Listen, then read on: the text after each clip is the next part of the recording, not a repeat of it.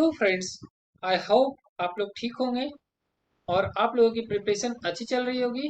तो last time हम लोगों ने जेपीएससी फूड सेफ्टी ऑफिसर के लिए जो प्रैक्टिस सेट 2 था उसको सॉल्व किया था, जो कि पार्ट 1 था।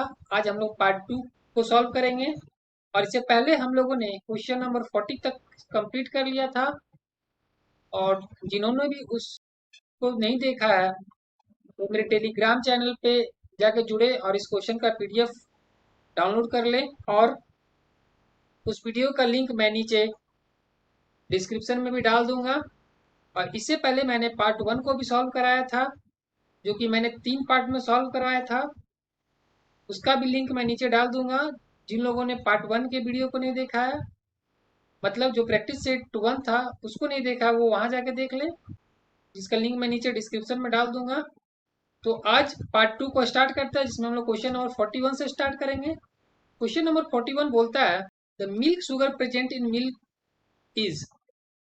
कौन सा मिल्क शुगर है जो कि मिल्क में प्रेजेंट है? तो कौन सा शुगर होता है लैक्टोज शुगर। और ये लैक्टोज शुगर क्या है? ये एक प्राइमरी कार्बोहाइड्रेट है। तो करेक्ट चॉइस क्या हो जाएगा? Option B, lactose.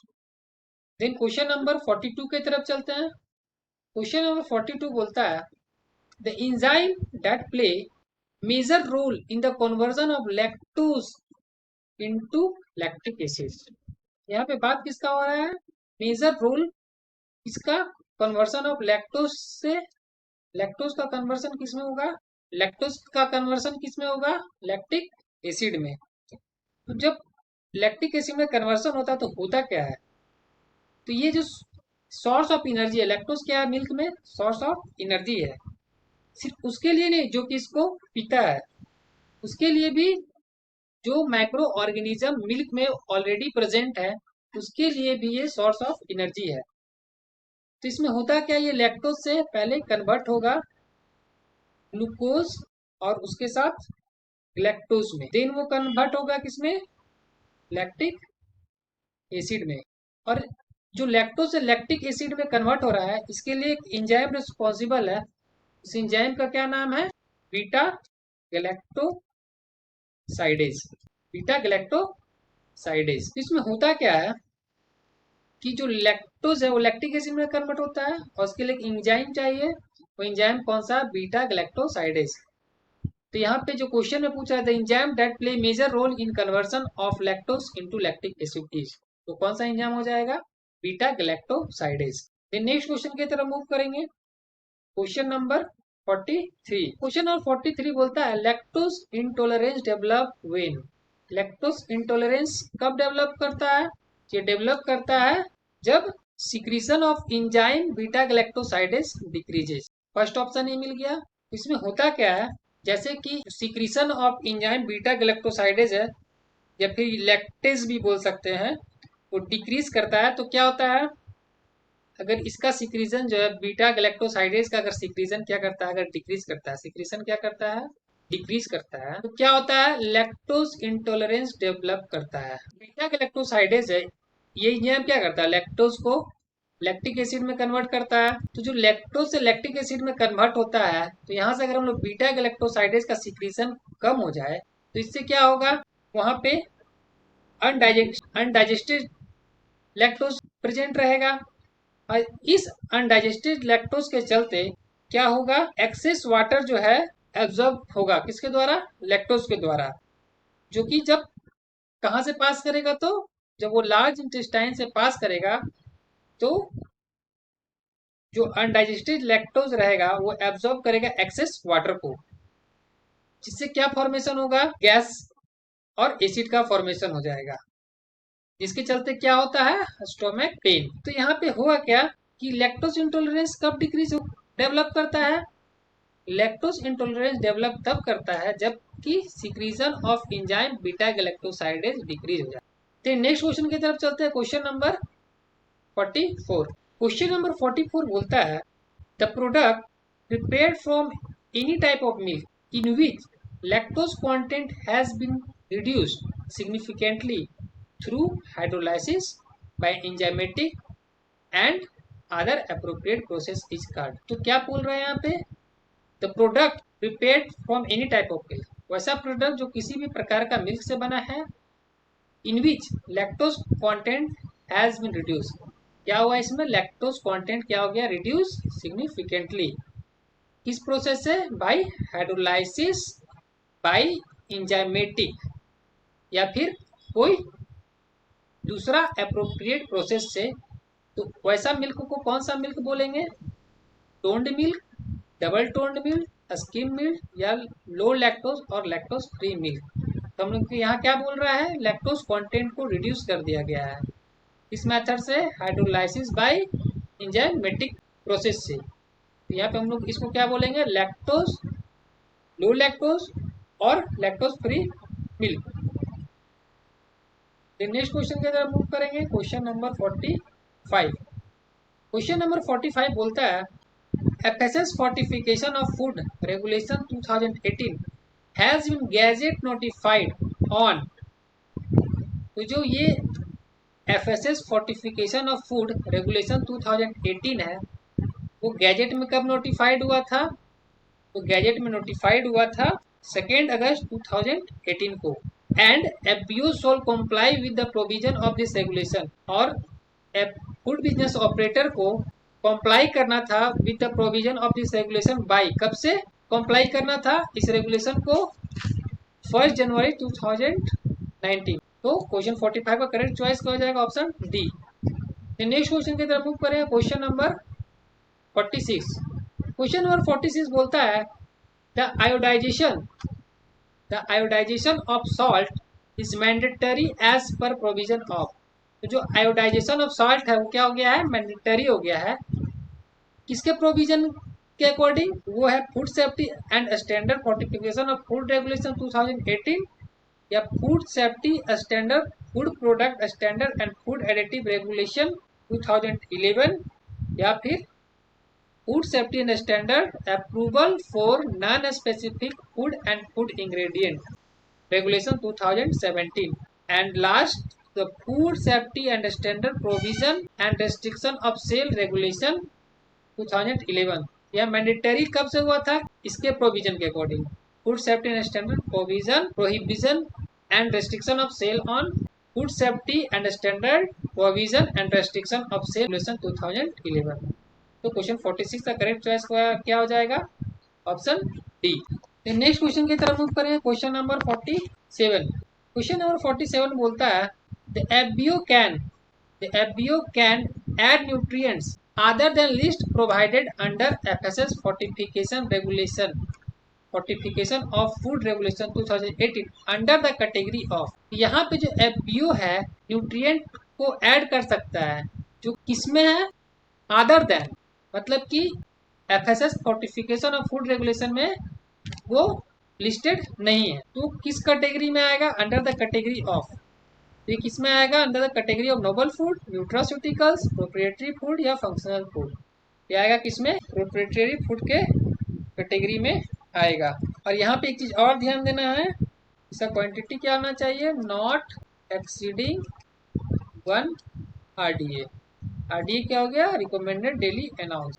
Then next question की तरफ मूव करें, क्वेश्चन नंबर 48। क्वेश्चन नंबर 48 बोलता है vanaspati sale confirm to standard specified under. जो वनस्पति है वो किस स्टैंडर्ड में स्पेसिफाई किया गया है, कन्फर्म किया गया है किस स्टैंडर्ड के अकॉर्डिंग, तो वनस्पति को किया गया food safety and standard fortification of food regulation 2018, या फिर food safety and standard food product standard and food additive regulation 2011, या food safety and standard approval for non specific food and food ingredient regulation 2017, या फिर food safety and standard provision and restriction of sale regulation 2011।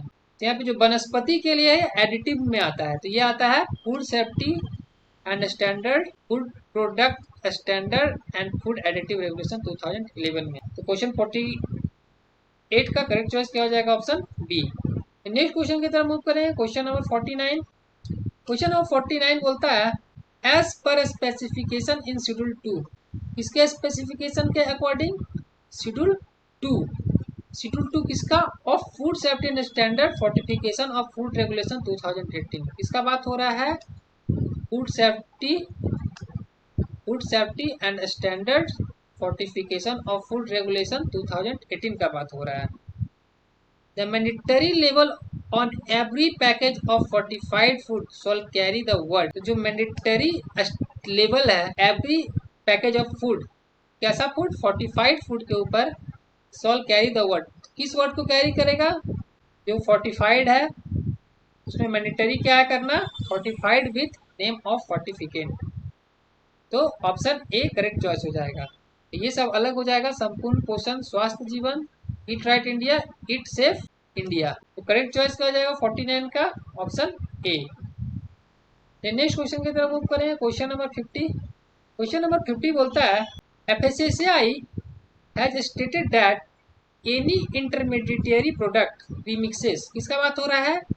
Intermediary product और premixes which are not for direct consumption, किसके लिए? Direct consumption के लिए नहीं है।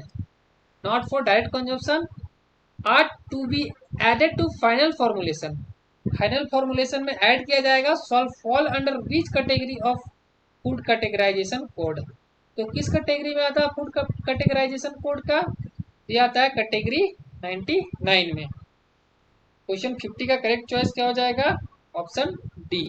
तो यहाँ पे बोल रहा है कि इंटरमीडिएटरी प्रोडक्ट और प्रीमिक्सेस जो कि डायरेक्ट कंजप्शन के लिए नहीं है लेकिन फिर भी वो ऐड किया जाता है फाइनल फॉर्मुलेशन में, तो कौन से फूड कैटेगराइजेशन कोड में आता है? तो वो आता है कैटेगरी 99 में।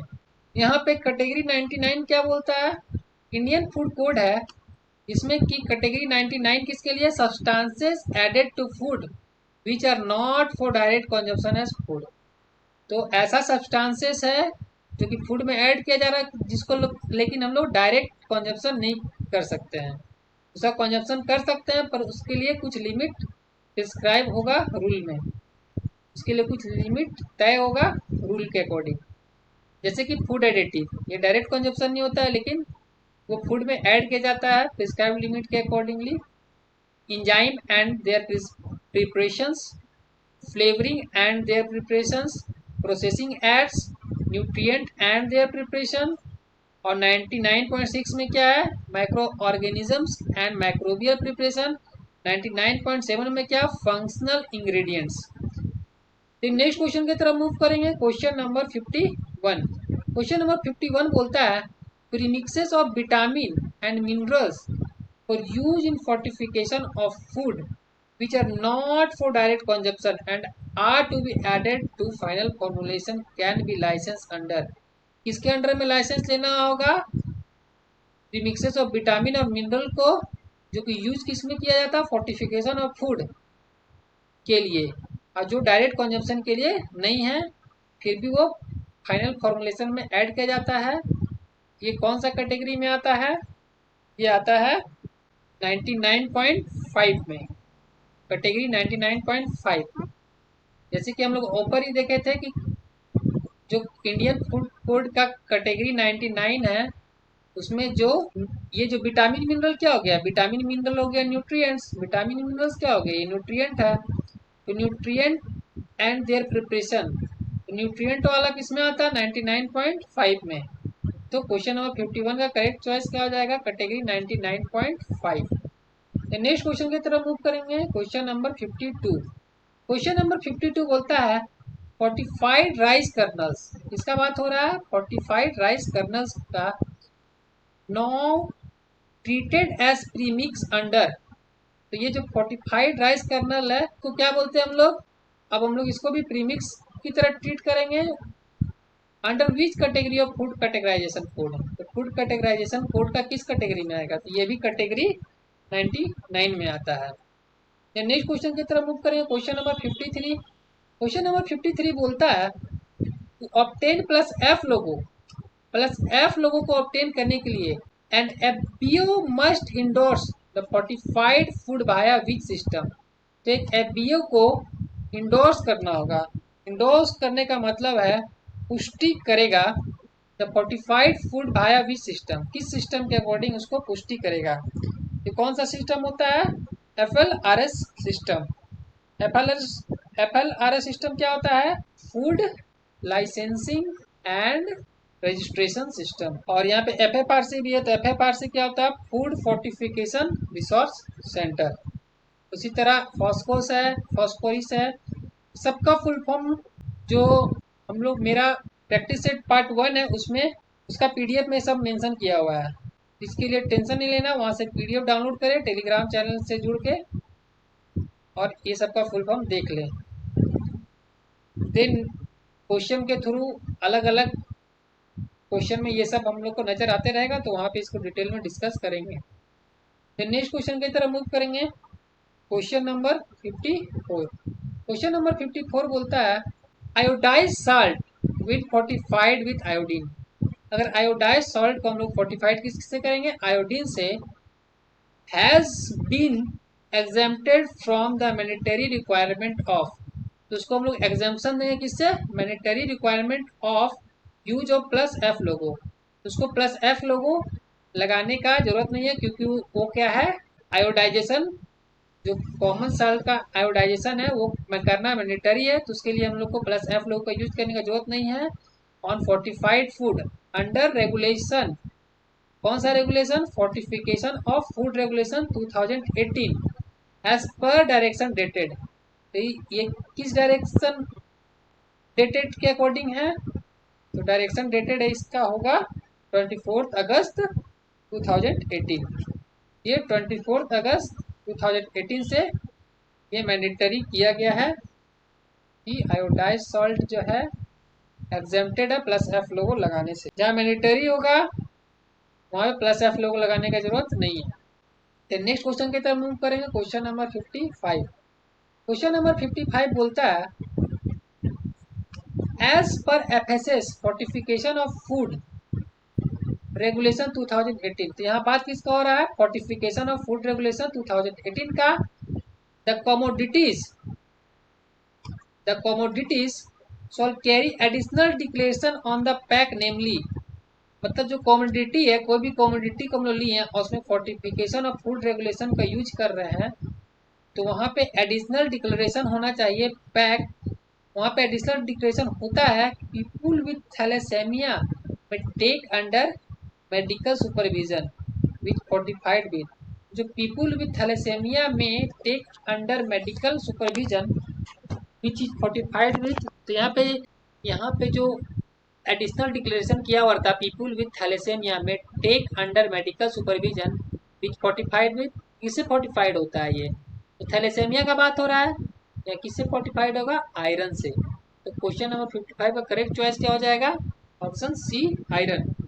फिर नेक्स्ट क्वेश्चन की तरफ मूव करेंगे। नेक्स्ट क्वेश्चन, क्वेश्चन नंबर 56 बोलता है which schedule of FSS fortification of food regulations 2080 specified every package of fortified food shall carry the logo on the label। तो यहाँ पे बोल रहा है कौन सा शेड्यूल है फोर्टिफिकेशन ऑफ फूड रेगुलेशन का 2018 का स्पेसिफाइड करता है every package of fortified food shall carry a logo on the label. Carry the logo, किस लोगों का बात हो रहा है? Plus F logo on the label.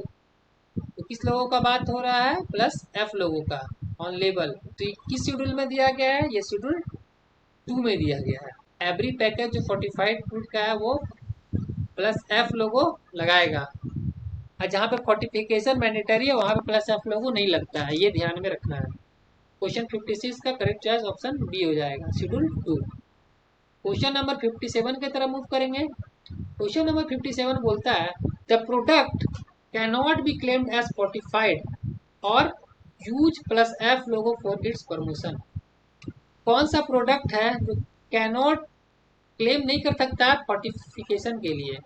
Fortified और प्लस एफ लोगों को भी नहीं लगा सकता अपने प्रमोशन के लिए। तो वनस्पति होगा, होगा प्रोप्रेटिव फूड भी होगा, pre mixes of vitamin and minerals भी होगा। तो ये क्वेश्चन नंबर 57 का करेक्ट चॉइस ऑप्शन डी हो जाएगा। ऑप्शन डी क्या हो जाएगा? करेक्ट चॉइस हो जाएगा। तो नेक्स्ट क्वेश्चन की तरफ मूव करेंगे। क्वेश्चन नंबर 58 बोलता है N elastic network of protein occur in wait flour is called.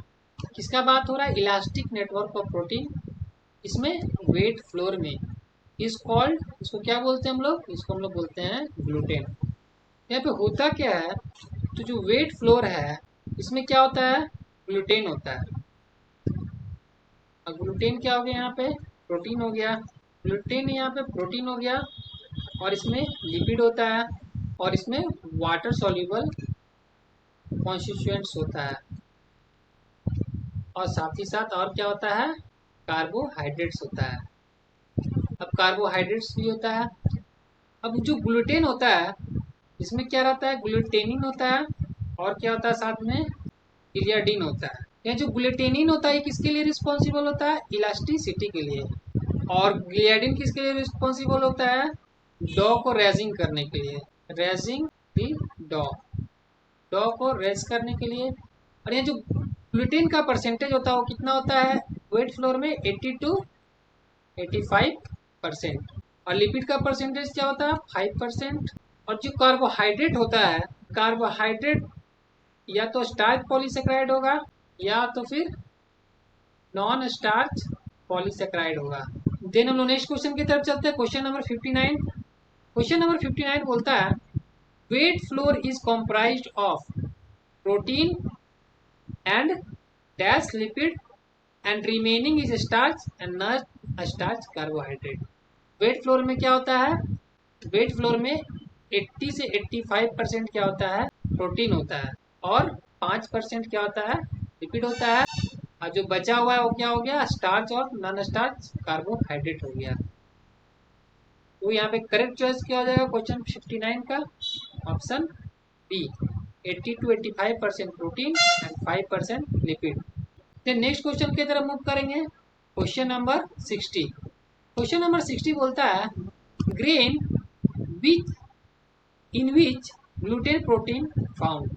कौन सा ग्रेन है जिसमें ग्लूटेन प्रोटीन पाया जाता है? तो वेट में भी पाया जाता है, राई में भी पाया जाता है, बार्ली में भी पाया जाता है। तो करेक्ट चॉइस क्या आ जाएगा? Option D, all of this. Next question की तरफ मूव करें, क्वेश्चन नंबर 61। क्वेश्चन नंबर 61 बोलता है FSSAI prescribed the minimum limit of gluten in atta or restaurant atta and semolina on dry basis। तो dry basis पे जो minimum limit of gluten आटा में या रेस्टोरेंट आटा में या सेमोलिना में होगा, कितना होगा? वो होगा नॉट लेस देन 6%। क्या होगा? Not less than 6%। Option B क्या हो जाएगा करेक्ट चॉइस। नेक्स्ट क्वेश्चन की तरफ मूव करेंगे, क्वेश्चन नंबर 62। क्वेश्चन नंबर 62 बोलता है साबूदाना, जिसको हम लोग टेपियोका सागा भी बोलते हैं, साइंटिफिक नेम है, is the product made from, और वो ऑब्टेन किया जाता है रूट ऑफ टेपियोका, मतलब कि साबूदाना का बात हो रहा है। तो कहाँ से ऑब्टेन किया जाता है? प्रोडक्ट मेड फ्रॉम, ऑब्टेन तो रूट ऑफ टेपियोका से किया जाता है, और किससे मेड होता है वो साबूदाना? वो किससे बनता है? स्टार्च से। वो स्टार्ची पार्ट है, रूट का जो स्टार्ची पार्ट है उससे बना है साबूदाना।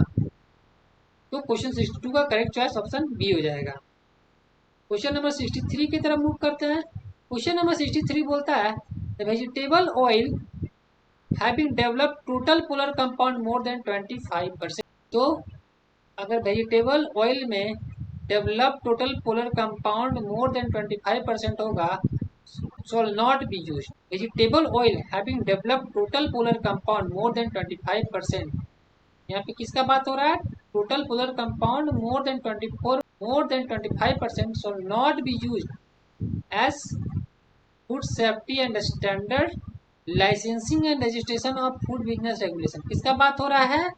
Licensing and registration food business regulation 2011 का हो रहा है। इसके according total polar compound more than 25% हम लोग को यूज नहीं करना है। तो वो किस शेड्यूल में मेंशन है? ये शेड्यूल 4 में मेंशन किया हुआ है कि हम लोग वेजिटेबल ऑयल इसमें टोटल पोलर कंपाउंड 25% से ज़्यादा उसको यूज नहीं करेंगे। देन नेक्स्ट क्वेश्चन की तरफ मूव करेंगे, क्वेश्चन नंबर 64। क्वेश्चन नंबर 64 बोलता है the food safety and standard, food product standard and food additive regulation. तो किस रेगुलेशन का बात कर रहा है? Food product standard and food additive. फिर से एडिटिव वाला आ गया बात। Describe the limit of trans fat, इसका लिमिट का बात हो रहा है, ट्रांस फैट का लिमिट का। नॉट मोर देन, ज़्यादा नहीं होना चाहिए बाय वेट, लेकिन किसमें? इंटर स्टरीफाइड वेजिटेबल फैट, वनस्पति, bakery, industrial margarine and bakery shortening. तो trans fat not more than 5% होना चाहिए, नॉट मोर देन 5%। क्वेश्चन 64 का करेक्ट चॉइस ऑप्शन बी हो जाएगा। क्वेश्चन नंबर 65 की तरफ मूव करते हैं। क्वेश्चन नंबर 65 बोलता है food safety and standard, food product standard and food additive. फिर से किसका बात हो रहा है? Food product standard and food additive regulation 2011। ये प्रिस्क्राइब करता है that the standard of blended vegetable, blended edible oils. इसका बात हो रहा है blended edible oil, where in it is mention that blended edible oil is admixture of two edible vegetable oil. तो जो ब्लेंडेड ऑयल होता है वो किसका एडमिक्सचर है? दो एडिबल ऑयल का, जिसमें proportion by weight of any edible vegetable oil, इसमें प्रोपोर्शन बाय वेट, इसका बात हो रहा proportion by weight of any vegetable oil in admixture is not less then, admixture में किसी भी जो एडिबल वेजिटेबल ऑयल का प्रोपोर्शन होगा, नॉट लेस देन क्या होना चाहिए? तो यहाँ बात हो रहा है नॉट लेस देन, तो नॉट लेस देन क्या होना चाहिए? 20%, नॉट लेस देन 20%। तो क्वेश्चन 65 का करेक्ट चॉइस क्या हो जाएगा? सी। नेक्स्ट क्वेश्चन की तरफ मूव करेंगे। Question number 66। क्वेश्चन नंबर 66 बोलता है a consumer should always look at on the level of blended oil is that oil, that is blended oil पे क्या देखेगा एक कंज्यूमर? हमेशा देखेगा नेम ऑफ ऑयल यूज, कौन सा ऑयल यूज हुआ है, नेचर, रो है या रिफाइंड है, रॉ है या रिफाइंड है, क्वांटिटी ऑफ ऑयल, ऑयल का क्वांटिटी क्या है, या ऑल ऑफ दिस। तो इसमें क्या देखेगा? ऑल ऑफ दिस देखेगा एक consumer. Name of oil use भी देखेगा, नेचर, रॉ और रिफाइंड भी देखेगा, क्वांटिटी ऑफ ऑयल्स भी देखेगा। देन क्वेश्चन नंबर 67 के मूव, क्वेश्चन नंबर 67 की तरफ मूव करते हैं। क्वेश्चन नंबर 67 बोलता है which of the following statement is incorrect. इसमें से कौन सा स्टेटमेंट जो है वो इनकरेक्ट है? Vegetable oils consist of fatty acid, vegetable oil में फैटी एसिड रहता है और रहता है other minor constituent like pigment, fat soluble vitamin. Fat soluble vitamin का मतलब क्या हो गया? DEKA। तो इसमें वेजिटेबल ऑयल में ये सब तो रहता है, ये एंटीऑक्सीडेंट रहता है, स्टेरोल्स रहता है, फैटी एसिड भी रहता है। नेक्स्ट SAFA, सफा क्या हो गया? Saturated fatty acid. तो सैचुरेशन का बात आ रहा है, मतलब कि single bond, saturated fatty acid carbon chain with no double bond, double bond नहीं है मतलब सिंगल बॉन्ड प्रेजेंट है, और पॉइंट ऑफ अनसैचुरेशन, मतलब कि ना ही उसमें डबल बॉन्ड है ना ही पॉइंट ऑफ अनसैचुरेशन है। तो अनसैचुरेशन मतलब कि डबल बॉन्ड प्रेजेंट नहीं है, वो क्या हो गया? Saturated fatty acid. हाँ सही बात है। MUFA is fatty acid carbon chain with two double bond और 2 पॉइंट ऑफ अनसैचुरेशन। तो मूफा क्या हो गया? Mono unsaturated fatty acid. तो यहाँ पे अनसैचुरेशन प्रेजेंट है लेकिन एक ही डबल बॉन्ड होगा, यहाँ पे मूफा में एक ही डबल बॉन्ड रहता है। तो ये क्या हो जाएगा? 2 नहीं होगा, यहाँ पे 1 होगा, और 2 पॉइंट ऑफ अनसैचुरेशन हटा के 1 पॉइंट ऑफ अनसैचुरेशन होगा। ये ऑप्शन क्या हो गया? ऑप्शन सी गलत हो गया। ऑप्शन डी की तरफ चलते हैं। PUFA is fatty acid carbon chain with 2 or more double bond और पॉइंट ऑफ अनसैचुरेशन। हाँ तो पूफा क्या है? पॉली अनसैचुरेटेड फैटी एसिड है, इसमें या तो 2 या 2 से अधिक डबल बॉन्ड होता है और पॉइंट ऑफ अनसैचुरेशन होता है, 2 या 2 से अधिक पॉइंट ऑफ अनसैचुरेशन होता है। तो ये भी सही है। तो क्वेश्चन नंबर 67 का करेक्ट चॉइस क्या हो जाएगा? ऑप्शन सी। नेक्स्ट क्वेश्चन की तरफ मूव करेंगे। Question number 68। क्वेश्चन नंबर 68 बोलता है omega 3 omega 6 fatty acids are category of. Omega 6 है और ओमेगा 3 और ओमेगा 6 है, तो fatty acid are category of, तो किसका कैटेगरी में आता है, ये आता है पॉली अनसैचुरेटेड फैटी एसिड के कैटेगरी में। तो क्वेश्चन 68 का करेक्ट चॉइस क्या आ जाएगा, ऑप्शन सी। नेक्स्ट क्वेश्चन की तरफ मूव करते हैं, क्वेश्चन नंबर 69। क्वेश्चन नंबर 69 बोलता है which of the following statement is incorrect, या किसका बात हो रहा है, इनकरेक्ट स्टेटमेंट का। The degree of saturation of fatty acid fat affect the temperature at which the fat melts. यहाँ पे हम लोग पहले कुछ देख लेते हैं, जैसे कि यहाँ पे एस से एफ ए हो गया, तो साफा क्या हो गया, सैचुरेटेड फैटी एसिड। उफा क्या हो गया, मोनो अनसैचुरेटेड फैटी एसिड। उफा क्या हो गया, पॉली अनसैचुरेटेड फैटी एसिड। तो यहाँ पे सैचुरेशन का बात हो रहा है, और सैचुरेटेड फैटी एसिड में क्या देखेंगे हम लोग, ये या तो सॉलिड या फिर सेमी सॉलिड फॉर्म में मिलेगा, और जो मोनो अनसैचुरेटेड फैटी एसिड है ये लिक्विड फॉर्म में मिलेगा, और जो पॉली अनसैचुरेटेड फैटी एसिड है ये और ज़्यादा लिक्विड फॉर्म में मिलेगा। यहाँ पे हो क्या रहा है, और यहाँ पे टेम्परेचर 25 डिग्री सेल्सियस पे बात हो रहा है, तो ज़्यादा टेम्परेचर पे सब लिक्विड फॉर्म में ही हो जाएगा कन्वर्ट। यहाँ पे बोल रहा है कि अगर हम लोग, अब यहाँ पे क्या हो रहा है, यहाँ सेचुरेशन है, सेचुरेशन से अनसेचुरेशन की तरफ मूव कर रहे हैं, तो अनसेचुरेशन क्या हो रहा है, बढ़ रहा है, ऊपर से नीचे अनसेचुरेशन बढ़ रहा है। पहले सिंगल था, पहले फिर एक डबल बॉन्ड आया, फिर बहुत सारा डबल बॉन्ड आया, तो अनसेचुरेशन बढ़ रहा है, जिससे क्या होगा कि देख रहे जैसे से अनसेचुरेशन बढ़ रहा है तो और लिक्विड होते जा रहा है। तो हम लोग कह सकते हैं more the unsaturation in fatty acid more the liquid fat is eight room temperature. हम लोग देख रहे हैं कि ऊपर से नीचे आ रहा है तो लिक्विड कैरेक्टर बढ़ रहा है, तो लिक्विड कैरेक्टर बढ़ने से क्या होगा, यहाँ पे सैचुरेटेड फैटी एसिड सॉलिड या सेमी सॉलिड फॉर्म में रहेगा, mono unsaturated fatty acid liquid form में रहेगा, और पॉली अनसैचुरेटेड फैटी एसिड और भी लिक्विड फॉर्म में रहेगा, और टेम्परेचर यहाँ पे क्या रखेंगे 25 डिग्री सेल्सियस। तो हम लोग अपने क्वेश्चन की तरफ आया था, question number 69। The degree of saturation of fatty acid, यहाँ पे क्या कह रहा है, the degree of saturation of fatty acid in fat affects the temperature at which fat melts.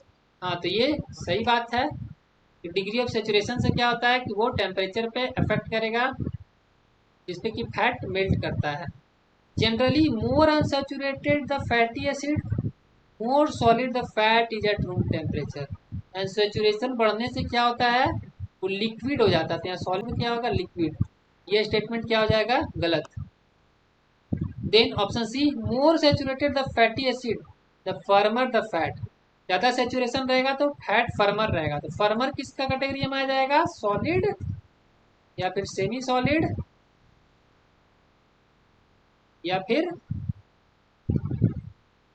इसी में फर्मर भी हो जाएगा। तो ये भी स्टेटमेंट सही है। The oil of fat which are semi solid या फिर solid are rich in saturated fatty acid, तो ये भी बात सही है। और सैचुरेटेड फैटी एसिड होगा मतलब कि सिंगल होगा, सिंगल बॉन्ड वाला होगा, तो वो क्या हो जाएगा, सेमी सॉलिड और सॉलिड हो जाएगा। तो यहाँ पे जो करेक्ट चॉइस हो जाएगा क्वेश्चन नंबर 69 का हो जाएगा option B. Option B correct statement है। देन नेक्स्ट क्वेश्चन की तरफ मूव करें, क्वेश्चन नंबर 70। क्वेश्चन नंबर 70 बोलता है the oil and fat rich in सफा। सफा मतलब saturated fatty acid. Saturated fatty acid का बात हो रहा है, मतलब कि या तो सेमी सॉलिड रहेगा या फिर सॉलिड रहेगा या फिर फर्मर रहेगा। तो ऐसा अगर फैट रहेगा तो क्या होगा, हम लोग उसको ऐसे एफ ए बोलेंगे। ऐसे एफ ए मतलब सैचुरेटेड फैटी एसिड। यहाँ पे सैचुरेटेड फैटी एसिड मतलब कि वो सेमी सॉलिड तरह का दिखेगा। तो हम लोग जानते हैं कि रूम टेम्परेचर में बटर, घी, कोकोनट ऑयल, पाल्म कर्न ऑयल, ये सब क्या रहता है, सेमी सॉलिड फॉर्म में रहता है। तो यहाँ पे करेक्ट चॉइस क्या हो जाएगा, ऑप्शन ए। देन हम लोग नेक्स्ट क्वेश्चन की तरफ मूव करेंगे। नेक्स्ट क्वेश्चन बोलता है the oils and fats rich in MUFA. यहाँ पे किसका बात हो रहा है, मोनो अनसैचुरेटेड फैटी एसिड का, मतलब कि एक डबल बॉन्ड और एक पॉइंट ऑफ अनसेचुरेशन हो। तो यहाँ पे अब थोड़ा सा क्या होगा, ये थोड़ा सॉलिड और सेमी सॉलिड था एट रूम टेम्परेचर। अब हम लोग groundnut mustard oil sesame oil की तरफ जाएंगे तो वो थोड़ा लिक्विड होगा। और उसके बाद हम लोग corn oil, soybean oil, sunflower seed oil, sunflower पे जाएंगे तो और ज़्यादा लिक्विड हो जाएगा।